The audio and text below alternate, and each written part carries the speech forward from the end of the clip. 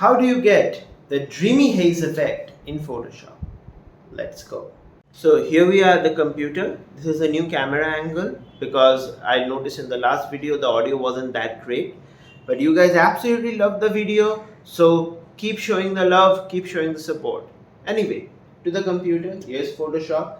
I have already copied it once, but for this video, we are going to do it again. Control J. The image is from Pexels. The link will be in the description. Please show your support to the original photographer. Anyway, we have this image. Now we are going to add some blur. So we go to filter and we go to blur and we go to Gaussian blur. I have set it to 22. I think that's right. You can play around with the amount of blur that you want. I think this is the right one for this video. So you hit OK and it's blurred now, and then you go to the blend mode and you change it to either lighten or screen. Now for this video we are going to do, let's do screen or lighten. Let's do screen.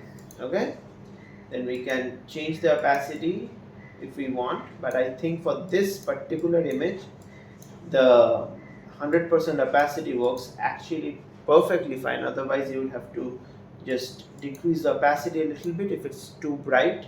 Anyway, for this image 100% works fine.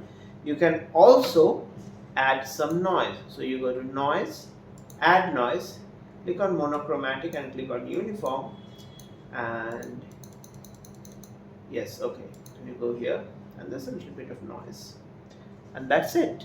Now if you really want to make it look good, you can always use a smart object. So you right click and you go to convert to smart object, and then we go to filter and apply the blurs. This way it is not applied on the image, it's applied as a filter, so you can turn it off or on when you as you want it. So there's not going to be much of a difference because I have already added it into the image, but this helps you do it without destroying the image. Well, that will be a very short tutorial. Thank you for watching. Keep on showing the love that you have. See you in the next one.